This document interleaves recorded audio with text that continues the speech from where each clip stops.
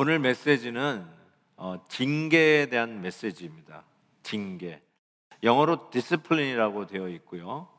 그리고 그 징계를 오늘 헬라어는 파이데이아라고 하는 단어인데, 제가 징계라는 말을 들을 때마다 이 디스플린이라는 이 훈련이라는 의미보다는 퍼니시먼트, 이런 처벌, 벌 받는 것으로 자꾸 뉘앙스가 느껴져요. 이게 제 개인적인 뉘앙스는 있을 수 있습니다. 그래서 저 자신을 위해서도, 그리고 저하고 비슷하게 느끼시는 분들을 위해서도 징계, 이 디스플린이라는 이 단어를 먼저 정리를 하는 것이 좋겠다는 생각이 듭니다. 그래서 이렇게 한번 도표를 만들어 보았으면 좋겠습니다. 징계는 아버지가 하는 게 징계입니다. 반면에 우리가 벌 받는다, 처벌 받는다 할 때 그 처벌은 실은 재판관이 내리는 것이라고 할 수 있겠죠.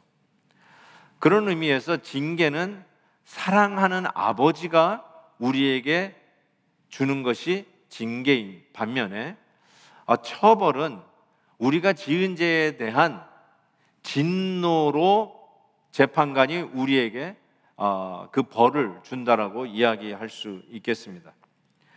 따라서 징계의 목적은 사랑하는 아버지가 자녀를 회복시키는데 그 목적이 있습니다. 바로 세우는데 목적이 있는 거죠. 수정하는데 목적이 있는 거죠. 잘 되도록 하는 부모의 마음이 담겨져 있는 회복이 목적이라면, 처벌은 왜 처벌을 하죠? 왜 우리들이 죄인을 감옥에 가두고 거기에 대한 형량을 매기죠? 공의를 만나기 위해서죠. 공의죠. 저스티스죠. 그래서 죄인을 처벌하는 것은 공의입니다. 그렇죠?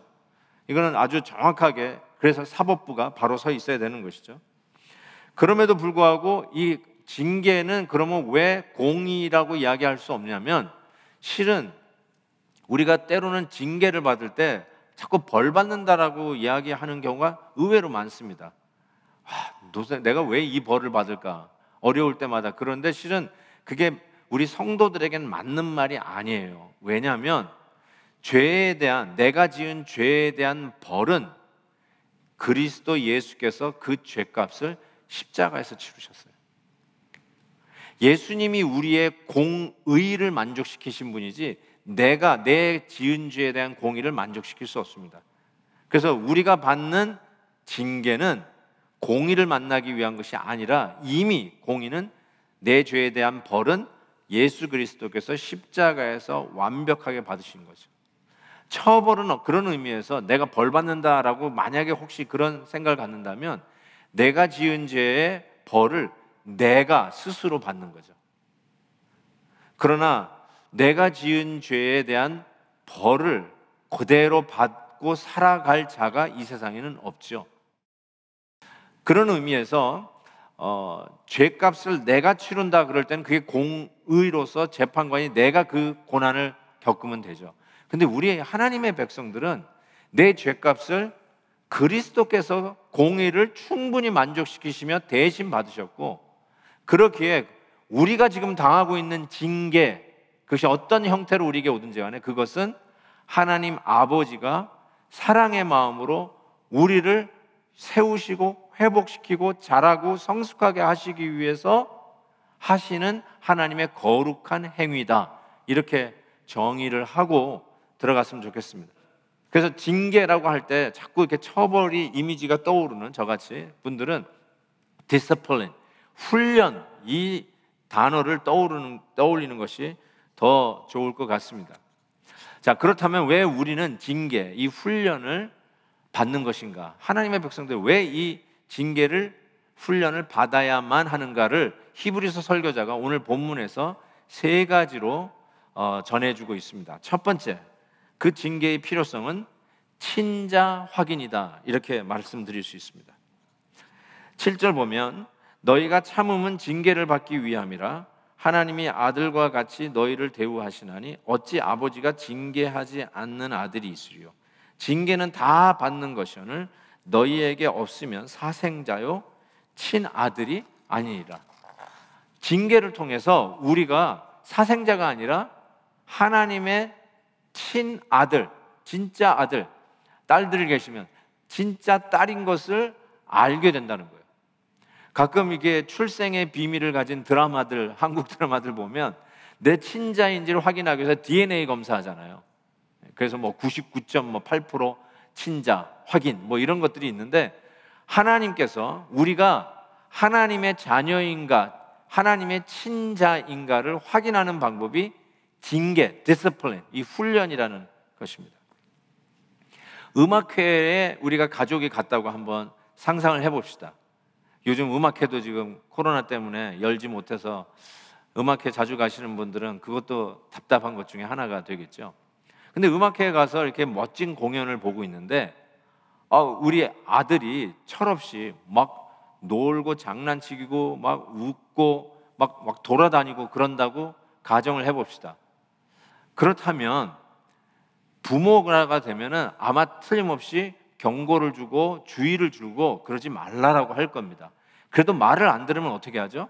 밖으로 데리고 나갈 거예요, 아마. 왜요? 그 음악회 온 모든 관중들이 지금 음악회에서 소위 그 음악을 즐기고 있는데 자기 아들이 혹은 자기 딸이 막 잡음을 내고 막 웃고 그래서 방해가 되면 안 되잖아요. 그럼 부모가 잡을 거예요. 그런데 이런 생각을 해봅시다. 애가 막 떠들고 음악회 도중에 막 떠들고 있는데 아무도 그 아이를 자제를 안 시키는 거예요. 그러면 그 관객들이 아마 보다가 막 둘러보기 시작합니다. 틀림없어요. 둘러보기 시작할 거예요. 뭘 둘러보는 걸까요? 제 아이의 엄마 아빠는 어디 있는가? 그거 찾는 걸 거예요. 왜 쟤를 그냥 놔두는가? 왜 쟤를 그냥 놔두죠? 아무도 제재를 안 하면 그거죠. 부모가 없는 거예요. 그 아이가 부모 없이 거기 와 있는 거죠. 그 누구도 그 아이를 컨트롤할 수 있는 부모가 없다는 뜻일 거예요. 자, 그런 의미에서 하나님께서 우리가 음악회에서 막 철모르고 떠들고 할 때 주의를 주는 것이 우리 부모이듯이, 부모가 있으면 당연히 그렇게 하듯이 하나님께서 당신의 자녀들이 잘못 행하고 나무라야 되고 꾸지람을 주어야 할 때 하나님 아버지께서 사랑의 마음으로 주의를 줄단 말이죠. 그 꾸지람을 받을 때 고로 낙심하지 말라. 오히려 그것이 나에게 친부모, 나에게 아버지가 있구나, 나에게 엄마가 있구나를 확인하는 작업이고 내가 하나님의 자녀라는 것을 확인하는 방법이라는 거예요. 참 이런 걸 생각해 보면 정말 맞는 말씀이다 하는 생각이 들어요. 만약에 여러분이 한 번도 이 훈련에 임해 본 적이 없고 훈련 받아 본 적이 없다라고 가정한다면 여러분은 하나님의 자녀가 아니라고 이야기할 수 있어요. 하나님의 친자가 아니라 사생아라고 얘기하고 있을 정도로 성경에서는 분명하게 얘기합니다. 우리 예수 그리스도를 주로 고백하고 우리 주님을 믿고 고백하는 우리 성도들이 훈련을 지금 받고 있는 현장은 내가 하나님의 자녀라고 하는 친자 확인하는 현장이라는 것을 꼭 기억하시길 바랍니다. 그렇다면 하나님은 어떻게 우리를 훈련시키는가를 잠시 짚고 넘어갔으면 좋겠어요. 하나님은 우리를 도대체 어떻게 훈련시키시죠? 전 두 가지로 여러분에게 말씀드리고 있어요. 첫 번째는 공동체 훈련을 시키십니다. 공동체 훈련을 시켜요. 그 말이 무슨 말이냐면 꼭 나 혼자만 예수 믿게 안 하고요, 이 예수 믿는 교회라고 하는 이 공동체 안에서 하나님이 우리를 훈련시키십니다. 그래서 같이 주님의 사역에 임하고 봉사하면서 공동체 훈련을 시키십니다. 한 사람 한 사람 그냥 개인적으로 부르시고 끝내시는 분이 아니라 공동체 안으로 불러서 함께 일하게 하시고 주님의 나라를 위해서 의견을 합치고 자기의 뜻을 합치고 함께 조율하는 이 공동체 훈련을 시키십니다. 그래서 때로는 반대에 부딪히기도 하고 내 주장을 내려놔야 할 때도 있고 때로는 건덕을 위해서 공동체를 위해서 나 개인의 어떤 희생도 무릅써야 할 때가 있습니다. 하나님은 반드시 공동체 훈련을 통해서 훈련을 시키십니다. 그래서 내가 깎여야 될 부분이 있다, 부족한 부분이 있다, 내 인격적으로 좀 더 이 믿음의 고도를, 이 태도를 속에서 신앙의 고도를 높이듯이 인격적인 고도를 높여야 되는 그런 필요성을 깨달을 때가 상당히 많습니다. 이 공동체 훈련이야말로 소통하는 방법을 배우게 되고, 남을 리스펙트, 존경하게 되고, 내 말만 하는 게 아니라 남의 말도 경청하게 되고, 내 주장이 아니라 다른 사람의 의견도 잘 듣고, 그리고 내 의견을 접고라도 함께 협력하는 이런 것을 배우게 돼요. 이게 정말 중요한 훈련인데, 하나님께서는 결단코 여러분을 혼자 세워두지 아니하십니다. 공동체 안에서 훈련시킨다는 거 꼭 기억하시기 바랍니다. 두 번째, 하나님은 어떻게 훈련을 시키냐면 고난을 통해서 우리를 훈련시킨다고 할 수 있어요. 우리에게 환경적인 어려움이 있고요, 때로는 질병을 가지고 투병하면서 하나님은 이 훈련을 우리에게 주십니다. 그러면서 하나님께서 우리를 그냥 놔두지 아니하시고 하나님의 자녀답게, 천국 입성하는 거룩한 하나님의 백성답게, 그리고 이 거룩과 성화 속에서 예수님 닮은 하나님의 자녀로서 자라가도록 하나님은 우리를 훈련시킨다는 사실을 꼭 기억하실 수 있기를 바랍니다. 자, 그런 의미에서 징계의 필요성 두 번째가 오늘 본문에서 얘기하는데, 그것은 하나님의 거룩함에 참여하기 위해서 이 징계를, 이 훈련을 하나님은 시키십니다. 9절 보시면 우리 육신의 아버지가 우리를 징계하여도 공경하였거든 하물며 모든 영의 아버지께 더욱 복종하며 살려 하지 않겠느냐. 그들은 잠시 자기의 뜻대로 우리를 징계하였거니와 오직 하나님은 우리의 유익을 위하여 그의 거룩하심에 참여하게 하시느니라. 오늘 이 말씀 속에서 이 히브리서 설교자가 하나님이 우리를 디스플린, 훈련을 시키는데, 우리 육신의 아비의 훈련, 디스플린과 지금 비교하면서 말씀을 하고 있어요. 우리 육신의 부모의 훈련, 이 디스플린, 징계는 실은 부족하죠. 절대로 완전하지 않습니다. 우리가 자녀들을 정말 잘 훈련하는, 디스플린하는 부모님 보면 정말 존경이 갈 정도예요. 그렇지만 요즘 뭐 아픈 한국에서 들려오는 소식들 보면 뭐 정인이 사건이 대표적이죠. 물론 양부모이긴 하지만 뭐 그런 사건을 보면은 정말 현기증이 날고, 어떻게 이런 일이 벌어질 것인가. 가끔씩 뭐 유치원에 아이를 맡겨놨는데 유치원 교사들의 그 어뷰스한 그런 학대 비슷한 그런 모습이라든지, 아니면 심지어는 자기가 낳은 애인데 그 부모가 그 아이를 죽이는 이런 기가 막힌 일까지 보면서, 정말 이 육신의 부모가 자녀를 디스플린, 훈련한다는 것은 이건 정말 불완전한 것이라는 것을 인정 안 할 수밖에 없습니다. 인정할 수밖에 없습니다. 그런 의미에서 저 자신도 우리 자녀들을 나름대로 디스플린하고 훈련시킨다고 하지만, 뒤돌아보건대 저도 이 분노가 제대로 조절 안 된 상태에서 욱한 그런 성격도 있었던 것 같고요. 아이들에게 이게 바른 훈련을 시켰는가 하는 것이 참 의문이 들 때도 있습니다. 그럼에도 불구하고 이 히브리서 설교자가 뭐라고 얘기하냐면, 그래도 부모는 자식 잘 되기 위해서 회초리를 들었고, 그래도 부모는 자식 잘 되기 위해서 나무라지 않느냐. 그게 때로는 정도가 지나치고 부모 자신도 이 성내는 앵거 프로블럼, 이 매니지를 잘 못해가지고 또 자기 부모에게 받았던 어떤 그런 아픔과 상처를 치유하지 않은 상태에서 자기 자녀들에게 화풀이하는 그런 누도 범하는 것이 얼마나 많습니까? 그럼에도 불구하고 자녀 사랑하고, 그것도 자녀에게 유익을 위해서 하고, 그래서 오늘 말하는, 그래도 부모를 공경하지 않느냐, 그래도 그 안에서 배울 것이 있지 않느냐, 하물며 그런 어떤 학대나 어뷰스가 없는 사랑의 하나님 아버지께서 당신의 자녀들을 징계하는 것이 이게 얼마나 유익한 일이냐, 우리가 리스펙트 해야 될 일이고 순종하며 받아야 할 일이냐. 왜냐? 이 일을 통해서 하나님은 우리를 당신의 거룩 안에 참여하기 위해서, 우리에게 유익을 위해서 주시는 훈련이다라고 말씀을 합니다. 조금 추상적이긴 하죠. 하나님의 거룩에 참여한다. 저는 이것을 이렇게 정리해 봤으면 좋겠습니다. 우리가 하나님으로부터 훈련을 받을 때 가장 큰 유익은, 저는 이렇게 생각합니다. 하나님의 하나님 되심을 아는 아주 중요한 유익을 얻습니다. 우리의 삶 속에 형통하고요, 내가 원하는데도 모르는 일이 잘 진행될 때는 실은 이런 고백을 잘 못해요. 내가 원하는 대로 일이 진행되면 우리가 아무리 신앙이 좋아도 내가 하나님인 것처럼 착각할 때가 있어요. 야, 내 마음대로 다 되네. 근데 이 고난 중에 하나님의 훈련을 받을 때 우리가 고백하는 게 하나님이십니다. 이 고백을 하게 돼요. 나는 하나님이 지으신 피조물이고 나는 하나님의 자녀인데 역시 하나님이십니다. 하나님이 당신의 주권대로 이 모든 일을 이끌어가고 계시는 하나님이십니다.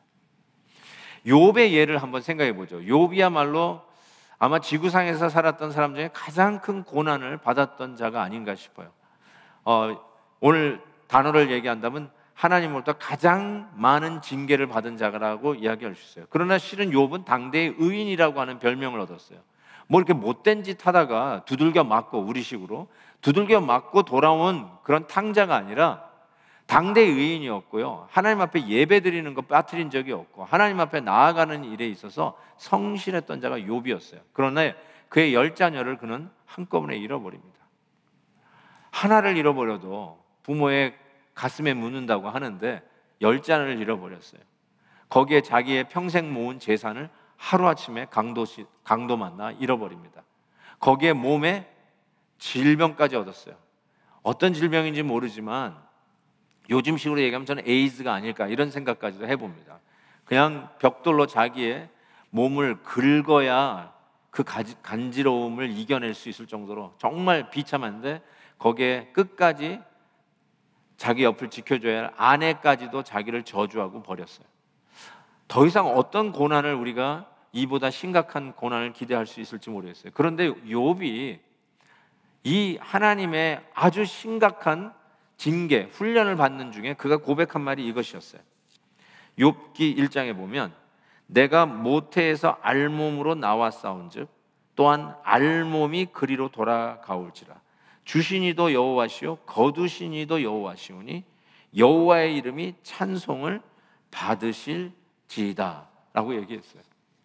때로는 우리가 어떤 고난 가운데 있으면서 이런 이야기를 하나님 앞에 할 수 있어요. 하나님, 제가 도대체 뭘 잘못했길래 이런 고난을 받아야 됩니까? 실은 뭐 저부터도 좀 어려우면 하나님, 내가 뭘 잘못하길래 하나님 이런 어려움을 저에게 주십니까? 이런 게 뭐 이렇게 입버릇처럼 나올 때가 있잖아요. 근데 제가 서두에 말씀드린 것처럼 징계와 처벌의 차이점이 있잖아요.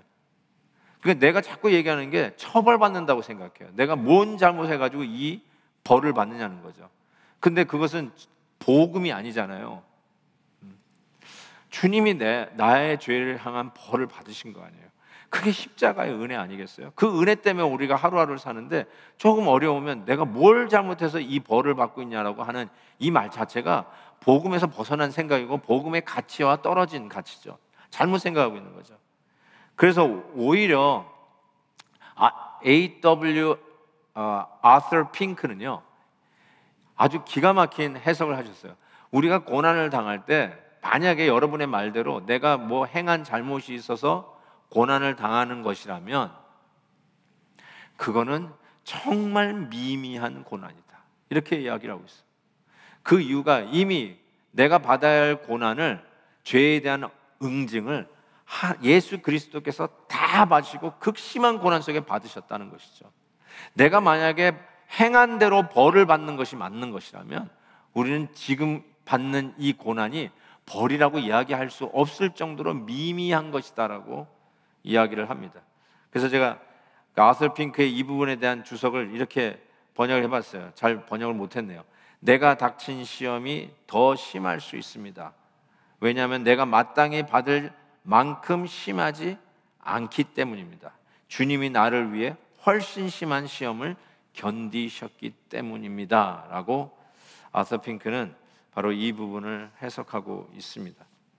사랑하는 성도 여러분, 정말로 우리 주님께서 우리에게 주시는 이 어려움이 내가 행한 죄에 대한 벌이 아니라는 사실을 반드시 기억하고 오히려 이 가운데서 나를 하나님의 거룩에, 하나님의 하나님 되심을 선포하는 일에 하나님의 하나님 되심을 알게 하기 위해서 우리에게 주시는 훈련인 것을 깨달을 수 있기를 바랍니다. 사도 바울도요, 이 극심한 고난에 하나님의 훈련을 받는 장면을 그가 토로를 하는데 고린도 후서 1장에 이렇게 얘기합니다. 형제들아, 우리가 아시아에서 당한 환난을 너희가 모르기를 원하지 아니하노니 힘에 겹도록 심한 고난을 당하여 살 소망까지 끊어지고 우리는 우리 자신이 사형 선고를 받은 줄 알았으니 이는 우리로 자기를 의지하지 말고 오직 죽은 자를 다시 살리시는 하나님만 의지하게 하십니다. 사도 바울이 무슨 죄를 더 져가지고 이 벌을 받고 있는 거라고 생각하십니까? 그게 아니죠. 복음 전하기 위해서 동분서주 뛰어다녔던 바울조차도 살 소망까지 끊어진 죽을 것 같은 이런 고난을 당했는데 이렇게 얘기하죠. 이는 오직 죽은 자를 다시 살리시는 하나님만 의지하게 하십니다. 하나님만 의지하게 하십니다. 바로 이것이죠. 하나님이 하나님 되심을 선포하는, 하나님이 과연 우리의 하나님이시다라는 것을 그 거룩함에 동참하고 깨닫게 하시는 의도가 하나님의 자녀들을 향한 하나님의 훈련에 속해 있다는 것입니다. 분명히 기억하십시오. 하나님만 의지하도록 하는 시간이구나. 그분의 하나님 되심을 깨달아 알게 하는 시간이구나. 이게 하나님이 우리에게 훈련을 주시는 목적이라고 할 수 있습니다. 또 한 가지 마지막으로 말할 수 있는 하나님이 우리에게 징벌을 주시는, 징계를 주시는 필요성이 무엇이냐면 의와 평강의 열매를 맺기 위해서다라고 말씀드릴 수 있습니다. 징계가 있어야 할 이유를 히브리서 설교자는 이렇게 말합니다. 11절에 무릇 징계가 당시에는 즐거워 보이지 않고 슬퍼 보이나 후에 그로 말미암아 연단받은 자들은 의와 평강의 열매를 맺느니라 라고 말씀하고 있어요. 징계를 받을 때요, 즉 훈련을 받을 때 즐거워 보이지 않고 슬퍼 보입니다. 그게 징계를 받고 있는 당시의 상황이에요. 이거를 여러분이 무시하시면 안 돼요. 슬픈데 슬프지 않은 척 할 필요도 없고요. 괴로운데 괴로운 척 안 그러실 필요 없어요. 그냥 이 고난이 힘들 때 하나님 앞에 부르짖는 거예요. 너무 힘듭니다 라고 부르짖는 거예요. 마치 예수님께서 겟세마네에서 기도할 때 통곡하며 기도하셨듯이 할 수만 있으시면 이 잔을 내게서 옮기셔서 하면서 자기 감정에 솔직하게 그대로 하나님 앞에 토로했듯이 우리가 하나님의 이 모진 훈련 속에 있다고 생각하실 때 그 훈련이 힘들고 절대로 즐겁지 않고 어려워도, 심지어는 우리 사랑하는 일을 먼저 하나님 나라에 보내는 그런 슬픔의 이별이 있는 현장이 있잖아요. 장례식, 그때 안 그런 척 할 필요 없어요. 장례식 때도 우리 천국 갔다 하면서 일부러 희희낙낙할 이유가 어디 있습니까? 슬픔은 슬픔대로 우리 하나님 앞에 고백하는 것이죠. 근데 반드시 기억해야 될 게 뭐냐면 이 슬퍼 보이는 이 훈련은 장차 의와 평강의 열매를 위한 것이다. 열매를 맺기 위한 마치 거름 주는 것과 같다라고 말씀하고 있습니다. 요즘 씨앗을 뒷마당에 심는 분들이 많이 계시죠. 이번에 좋은 열매로 상추를 따먹고 깻잎 따먹고 고추 따먹고 또 이렇게 방울 토마토 따먹으시려면 지금 해야 할 일이 뭐냐면 거름 주셔야 됩니다. 거름, 퇴비를 주셔야 돼요. 닭똥을 주셔야 돼요. 그래서 갈아가지고 기경해가지고 거름을 주셔야 돼요. 거름 유쾌하지 않습니다. 냄새 쾌쾌하게 납니다. 별로 기분 좋은 분위기는 아닙니다. 그럼에도 불구하고 그 거름은 장차 우리에게 주실 의와 평강, righteousness and shalom, 이 평강의 열매를 거두기 위해서, 알차게 거두기 위해서 지금 하나님이 우리에게 이 훈련을 통해서 뭐 하신다고요? 거름을 주고 있다는 사실을 반드시 기억하셔야 돼요. 지금 거름 냄새가 불쾌하다고 하나님이 주시는 거름을 걷어내시면 안 돼요. 지금 이 걸음이 나에게 정말 못마땅했다고 걸음 받기를 거절하시면 안 돼요. 사랑하는 성도 여러분, 여러분의 담임 목사로서 여러분에게 부탁드리고 싶은 것이 있어요. 그게 무엇이냐면 하나님이 걸음을 주실 때 걸음을 걷어내지 마세요. 걸음을 낭비하지 마세요. 작은 아픔, 작은 슬픔, 작은 불쾌함이라도 하나님이 주시는 훈련의 걸음을 받으면 그 걸음을 반드시 열매 맺는 데 나타납니다. 근데 이 잠시의 불쾌함이 싫어가지고 이 하나님의 훈련 받기를 거절하시고 그 순간을 회피하거나 도망가거나 자리를 피하면 어떻게 될까요? 여러분이 하나님의 친자인 이상, 여러분이 하나님의 진짜 자녀인 이상, 하나님은 여러분이 피한 자리에 또 걸음을 주십니다. 걸음은 반드시 주세요. 왜요? 친자니까, 하나님의 진짜 자녀니까, 하나님의 거룩에 동참해야 할 하나님의 백성이니까, 예수 그리스도의 성품을 담아 하나님의 나라에 입성할 하나님께서 당신의 아들 독생자의 핏값으로 사신 하나님의 친자녀니까 반드시 걸음을 주죠. 그래야 의와 righteousness, 평강, 샬롬, 이 평강의 열매를 맺고 당당히 하나님 나라에 입성해야 할 것이 아닙니까?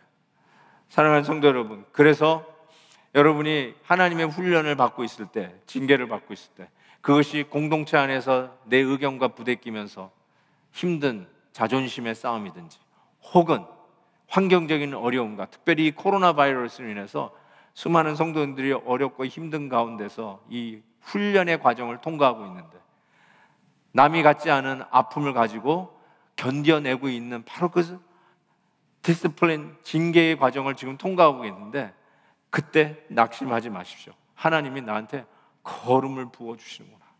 심한 훈련이라고 생각하시면 걸음을 왕창 주시는구나. 큰 열매를 위해서 하나님이 지금 걸음으로 나를 지금 기경하고 계시는구나. 완전히 이 땅을 들러 얻고 계시는구나. 그렇게 생각하시고 하나님이 주시는 훈련을 달게 받으면 약속하신 대로 의와 평강의 열매를 맺을 것을 분명히 믿습니다. 시편 기자가 이렇게 얘기했어요. 고난당하기 전에는 내가 그릇 행하였더니 이제는 주의 말씀을 지키나이다 라고 말씀하고 있습니다. 그렇다면 우리가 이 하나님의 훈련을, 아버지가 우리 사랑하는 믿음의 자녀들에게 주시는 이 훈련을 잘 받으면 저는 바울의 고백을 우리도 할 수 있다고 생각해요. 그게 고린도 후서와 로마서의 말씀인데요. 근심하는 자 같으나 항상 기뻐하고, 가난한 자 같으나 많은 사람을 부요하게 하고, 아무것도 없는 자 같으나 모든 것을 가진 자로다. 로마서 말씀, 우리가 알거니와 하나님을 사랑하는 자, 곧 그 뜻대로 부르심을 입은 자들에게는 모든 것이, 지금 불쾌하고 냄새나고 결단코 즐겁지 않은 훈련이고 걸음이지만 이 모든 것이 합력하여 의와 평강의 선의 열매를 맺을 것을 믿습니다. 제가 이 스토리를 한번 나누었던 기억이 있는데요. 그럼에도 불구하고 다시 한번 나누기를 원합니다. 제가 캠퍼스 미니스트리를 시작했을 때, 그때 우리 대학생들 2세들 막 교회 하면서 그때 초대했던 강사님 중에 엘리자베스 엘리엇, 그 전설적인 짐 엘리엇 선교사의 아내이신 엘리자베스 엘리엇, 그분을 초대해서 소위 부흥의 강사로 초대해서 말씀을 들었던 적이 있습니다. 근데 아시다시피 엘리자베스 엘리엇은 첫 번째 남편 짐 엘리엇을 선교 현장에 그의 다른 네 친구와 함께 5명이 그 아쿠아 인디안에게 가서 선교를 제대로 해보지도 못하고 그들이 만든 이 대창에 찔려서 그 자리에서 다들 순교하게 되는 엄청난 일이 일어나죠. 참 그러면서 딸 하나 놓고 현장에 가 있던 짐 엘리엇이 그렇게 첫 번째 남편이 죽고 나서, 그럼에도 불구하고 엘리자베스 엘리엇은 그 현장에 가서 결국 그 아쿠아 인디안을 전부 다 예수 믿는 마을로 변하는 아주 기적적인 그 스토리를 우리가 기억합니다. 그 후에 이 엘리자베스 엘리엇은 골든 코넬 신학교, 우리 교회 우리 목사님 중에 골든 코넬 나온 목사님들 계시죠? 골든 코넬 신학교 교수였던 에디슨 리치하고 두 번째 결혼을 하게 됩니다. 어쩌면 차기 목회자들 그리고 차기 선교사들을 발굴해내는 일에 이 엘리자베스 엘리엇은 헌신한 것이죠. 근데 이게 웬일입니까? 이 두 번째 남편이 암으로 죽습니다. 기가 막힐 일이죠. 그리고 나서 나중에 라스 그레인이라고 하는 세 번째 남편하고 결혼을 하게 되는데, 바로 이 세 번째 남편하고 결혼한 후에 저희가 이제 초대를 했을 때 그때 오신 거예요. 그래서 지금도 기억합니다. 그때 거의 70대였으니까요. 70대였는데 이 어떤 할아버지가, 그러니까 흰머리 할아버지가 키도 저보다 훨씬 크시니까 뭐 이렇게 브로셔 같은 걸 놓고 막 이렇게 안내 책자를 이렇게 정리하고, 심지어는 이 포디움까지 올라와서 마이크 테스트까지 하는 거예요. 그러니까 자기 아내 엘리자베스 엘리엇을 위해서 그런 거를 이렇게 섬기시더라고요. 나중에 알고 보니까 그분이 이 세 번째 남편 라스 그레인이라는 걸 알고, 제가 가가지고 던졌던 질문이 지금도 기억이 납니다. 제가 그 라스 그레인한테 가서 무슨 질문을 했다고 그랬죠? Aren't you scared, Mr. 그레인? 두렵지 않으세요? 그게 무슨 말이죠? 저 여자하고 결혼하면 다 죽어요. 첫 번째 남편 짐 엘리엇도 죽었고 골든 코넬 신학교 교수님도 죽었다는 거죠. 근데 이 라스 그레인 이분하고 지금 결혼해가지고 한데, 실은 라스 그레인이 더 오래 사셨죠. 엘리자베스 엘리엇이 5년 전에 하나님 나라를 가셨죠. 어쨌든 이 엘리자베스 엘리엇이 그 유명한 그 얼바나 샴페인에서도 강사로 초대를 받았고, 저희 작은 우리 학생교회도 오셔서 말씀을 전해주셨는데 그때도 하셨고, 그리고 영광의 문이라고 하는 그의 자서전적인 글에도 이 이야기가 적혀져 있어요. 거기 뭐라고 되어 있냐면요, 자기가 노스 웨일즈에 방문해가지고 양떼를 치는 그 모습을 본 경험을 거기에 적어놨어요. 그 목자하고 그 다음에 sheepdog이라고 그러죠. 그 양을 모으는 개가 있어요. 그 목자가 다 쫓아내는 게 아니라 이탈하는 양을 막 쫓아가가지고 모으는 sheepdog이 있어요. 그 개들이 있는데 1년에 한 번씩은 이 양들이 소독을 해야 된답니다. 마치 우리 요즘 코로나 때문에 교회를 방역을 하듯이 이 털 안에 이렇게 파고 들어가는 기생충을 이 소독을 하지 않으면 이 기생충 때문에 양떼들이 살지를 못한다는 거예요.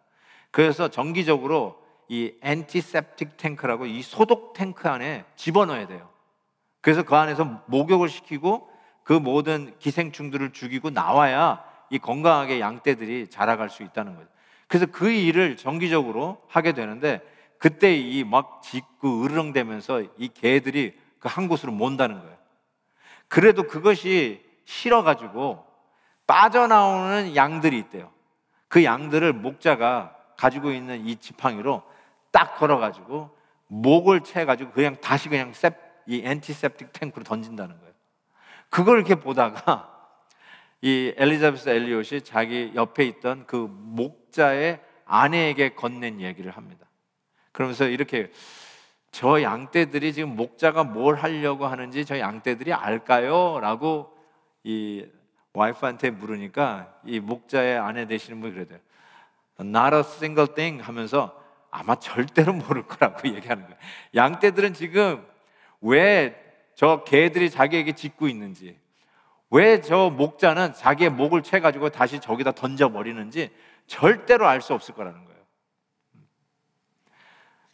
그러면서 하는데, 그때 엘리자베스 엘리엇이 그 목자의 그 목동의 아내에게 이야기를 하는 거죠. 제가 저 양떼의 마음을 압니다. 이렇게 얘기한 거예요. 왜 하나님이 나에게 선교에 헌신하고 주님을 위해서 섬기려고 하는데 그 첫 번째 짐 엘리엇 남편을 데려갔는지, 그리고 신학의 이 목회자들의 후학도를 키워내기 위해서 선교사, 이 신학교 교수하고 결혼했는데 그 두 번째 남편도 데려갔는지 자기는 정말 몰랐대요. 왜 이렇게 하시는지 정말 모르겠더래요. 근데 한 가지 자기가 배운 게 정말로 왜 나의 목자가 나에게 이렇게 하는지 잘 몰라도 한 가지 자기가 한 것은 그래도 끝까지 나를 인도하시는 목자를 포기하지 않고 믿고 따라갔다는 거죠. 사랑하는 성도 여러분, 여러분에게 꼭 부탁하고 싶은 게 있습니다. 하나님의 당신의 사랑하는 자녀들에게 주시는 훈련을 받을 때 어쩌면 우리는 왜 나를 저 소독 탱크에 집어넣으려고 하는지 도무지 이해 못하는 양떼와 같은 심정일 수 있어요. 그래도 분명히 우리가 믿어야 될 게 뭐냐면 우리를 살리기 위해서 우리를 하나님의 자녀로 업그레이드 시키고 훈련시키시고 하나님의 거룩함에 참여하고 궁극적으로는 의의 열매, 평강의 열매를 우리의 삶 속에 맺히게 하시기 위해서 우리를 인도해 가고 계시는 목자 되신 그 하나님을 신뢰하면서 가야 된다는 것이죠. 사랑하는 성도 여러분, 우리 예수님의 그 열매, 의의 열매, 바로 그 거룩에 우리가 동참하기 위해서 오늘 걸음과 같이 우리의 삶 속에 부어주시는 그 훈련을 잘 받으면 우리는 틀림없이 의와 평강의 열매를 알차게 실하게 거둘 것을 믿습니다. 주님 의지하고 담대히 나아갈 수 있기를 바랍니다. 우리 함께 부를 찬송이 있습니다. 어떤 찬송이냐면요, 날마다 숨쉬는 순간마다 내 앞에 어려운 일 보내 주님 앞에 이 몸을 맡길 때 슬픔 없네 두려움이 없네. 정말 이 찬송을 부를 때마다 실은 하나님이 나에게 지금 훈련시키고 있는 그 현장이 떠오르시는 분이 많이 있을 거예요. 이 찬송 부르시면서 그럼에도 불구하고 나를 인도하고 계시는 목자 되시는 하나님을 끝까지 붙들고 갈 수 있기를 바랍니다. 의와 평강의 열매가 기다리고 있습니다. 우리 한번 이 찬양하면서 하나님 앞에 기도하기 전에 하나님, 내가 지금 받고 있는 것이 벌이 아니라 훈련이었군요. 잘 받게 해주세요. 열매 맺는 훈련이로 오늘도 나에게 걸음을 부어주시는 훈련인 것을 믿고 감내하게 해주세요. 이런 마음으로 우리 이 찬양 같이 한번 부를 수 있기를 바랍니다. 날마다 숨쉬는 순간, 날마다 숨쉬는 순간마다 내 앞에 어려운 일 보내 주님 앞에 이 몸을 맡길 때 슬픔 없네 두려움 없네. 주님의 그 자비로운 손길 항상 좋은 것 주시도다. 사랑스레 아픔과 기쁨 수고와 평화와 안식을 날마다 주님 내 곁에 계셔 자비로 날 감싸주시네. 주님 앞에 이 몸을 맡길 때 힘주시네 위로함 주네. 거인 나를 품에 안으시사 항상 평안함 주시도다. 내가 살아 숨을 쉬는 동안 살피신다 약속하신 인생의 어려운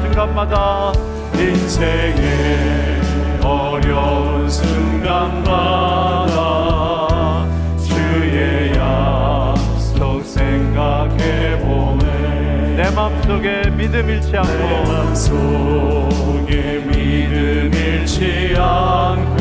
말씀 속에 위로를 얻네. 아멘. 주님의 주님의 도우심 바라보며 주님의 도우심 바라보며 모든 어려움 이기도다. 아멘. 흘러가는 순간순간마다